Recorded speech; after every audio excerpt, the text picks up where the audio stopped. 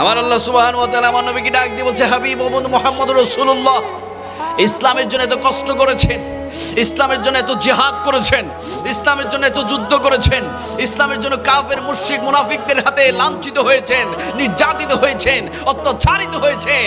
ও বন্ধু মুহাম্মদ রাসূলুল্লাহ, তায়েফে গিয়েছেন দাওয়াত দেওয়ার জন্য, পাথর নিক্ষেপ করেছে। উহুদের ময়দানে গিয়েছেন দাওয়াত দেওয়ার জন্য, তারা দান দান মোবারক শহীদ করেছে। ওই মক্কার আবু জাহেল, আবু লাহাব, উতবা, শাইবা আপনার উপর নির্যাতন করেছে, অমানবিক নিপীড়ন করেছে।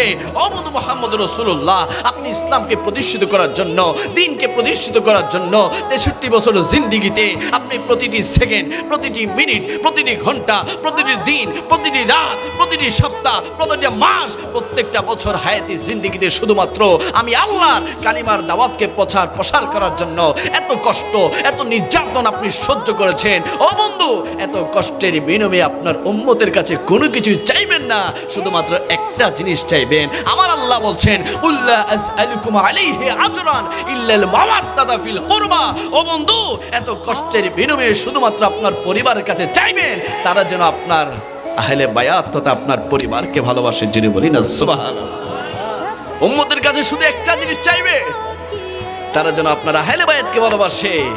আর সনহরার এলাকাবাসী প্রমাণ করে দিয়েছে, মালিক, মাওলা ও মাবুদ, আমরা তোমার হাবিবের আহলে বায়াতকে নিজের জীবনের চাইতে বেশি মহব্বত করি। যিনি বলি সুবহানাল্লাহ।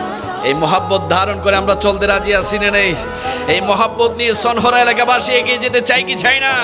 দুই হাত তুলে বলি, আমরা হুসাইনের প্রেম চাই কি চাই না?